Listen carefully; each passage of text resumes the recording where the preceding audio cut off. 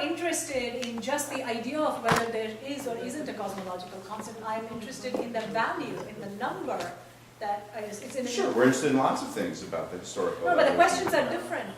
A historical question is not, and the universe, the way we want to understand it, is not amenable to those kinds of historical questions. Those are I not thought of we were interest. talking about the historical evolution of the actual universe. Maybe I'm not. We're talking about something else. I thought that's what we were talking about.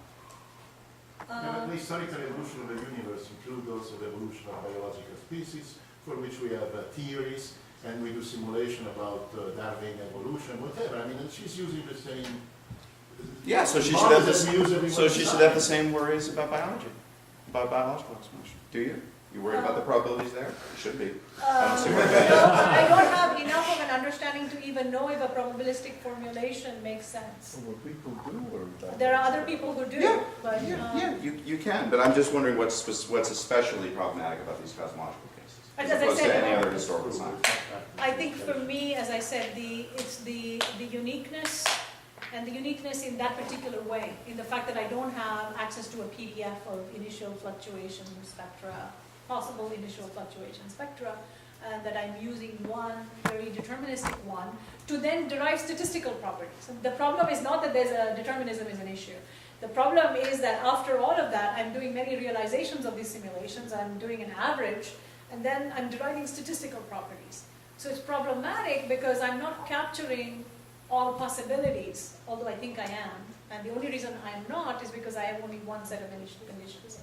Well, so, I've been sort of dwelling on this initial conditions issue, because there's some equations of motion, and which may or may not describe the real universe, but you assume and you put in a simulation. And then there's a whole manifold of possible initial conditions for this equation of motion, and you put in several different initial conditions, and you see how it works out. And then you learn more about the equations of motion, because we couldn't solve them analytically, but we can solve them this way. And now the question at hand is, to what extent do these equations of motion describe the actual universe or some part of it? To what extent does the choice of initial conditions correspond to possible initial conditions the actual universe might have?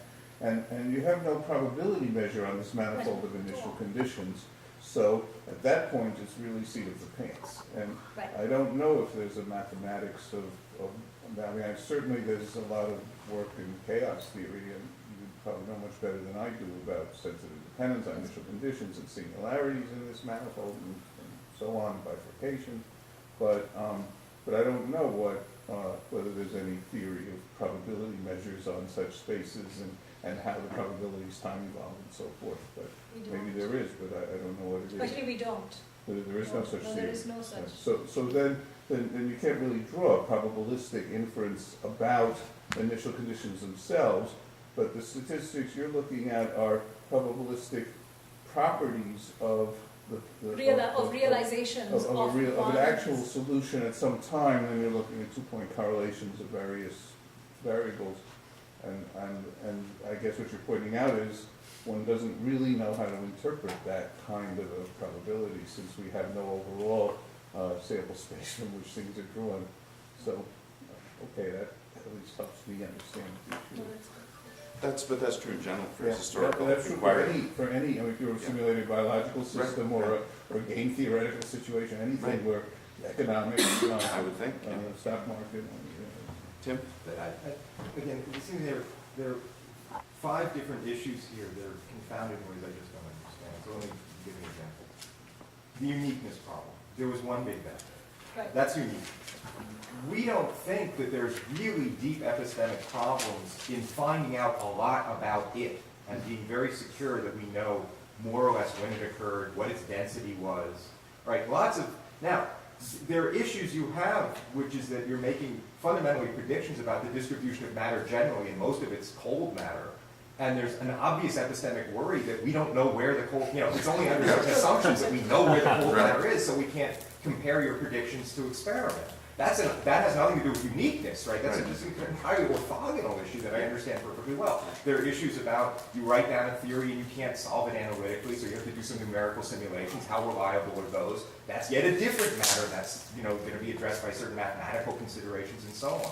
So all these things have sort of been run together in this discussion in a way I don't quite understand, and I still don't get as I say, if you just think about properties of the Big Bang, there doesn't seem to be a principled problem finding out a whole lot about it. Now you might say there's a principled problem if I want an explanation for the Big Bang itself, right? If I want it as it were hypothetical mechanism for producing Big Bangs, and I only have one to look at, do I really have good data that's a good mechanism, right?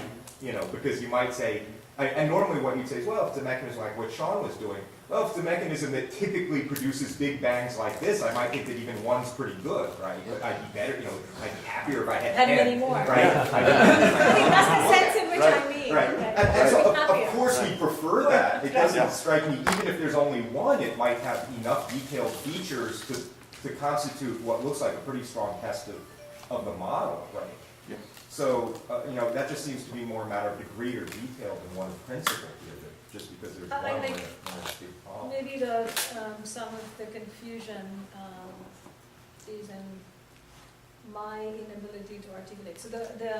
So we do have one Big Bang, and as a consequence of this Big Bang and the inflationary era that followed it, we think that this fluctuation spectrum can arise. Right. And this fluctuation spectrum will arise if the tensor to scalar ratio is a particular number. We don't know that that is indeed the case. And I think that sort of, because that tensor to scalar ratio, if it varies wildly, then the initial fluctuation spectrum as a result could be wildly different. And it's quite possible that since we don't know the range of those initial fluctuation spectra, it's quite perversely possible that even a diverse range of fluctuation spectra somehow under gravitational dynamics still give you the statistics that you see at late times. I don't know. But the fact that you don't have that information is perhaps what I'm not articulating accurately as saying that I'm worried about the uniqueness. Right. I mean, you did say it's hard for you to see how to generate a broad spectrum of models, right? That you seem sort of caught in a little, a tight space. Corner of theory Tight space, and you'd feel happier if you could easily generate lots of them. And that's yet another problem, and it involves a kind of general skepticism. No matter how good my theory is, there are any number of theories running from different bases that might account for the data that I haven't thought of, right? So that's also a sort of general skeptical problem, but nothing unique to this case. Right. Right. Oh, by the way, I should mention there's a large literature in the history of philosophy of science between the 50s to the 70s on the uniqueness, so-called uniqueness problem for historical explanation. You should read some of those papers because they're similar. I never really felt the grip of this uniqueness problem there either. I mean, sure, if we could go back and do controlled experiments, then maybe it would be better. But that's a weird counterfactual because you just, conceptually, you can't do that. You can't go back and alter it. Look at different ways the past might have gone by rewinding things and running it over again. You can't do that, but maybe if you could, that'd be better. But since we can't in any of these historical contexts, I'm not sure that's a distinctive worry. Yeah. On the uniqueness, I agree completely with what you said. I think I understand your worry, but in a sense, it's misplaced. you are pushing too much. Okay. I'm thinking of the volcano 2 days ago. That was unique. Yeah. But still, we can make models and simulation about the volcano. No, I had a technical question. Since I'm ignorant about all these things, but that nice power spectrum, that nice shape, is suggesting universality. I mean, people in your field are somehow thinking of a completely different situation in which this power spectrum is arising. Same rule of statistical mechanics. I mean, no matter what is Hamiltonian, but given certain general conditions, then you get a universal behavior. Right. No. There is a huge school, largely Italian, as it turns out, which believes in fractal structure for the universe. And then this fractal symmetry will automatically give you this kind of scale invariant spectrum. But the backup for testing fractal models from the statistics of the data are not so great. So the model doesn't stand up when you start looking at 2.3 point functions, I see, especially higher order statistics. I see. But yes, But there are some other. there are some very, I mean, they're very respectable people who are quite taken up with the idea of fractal universes.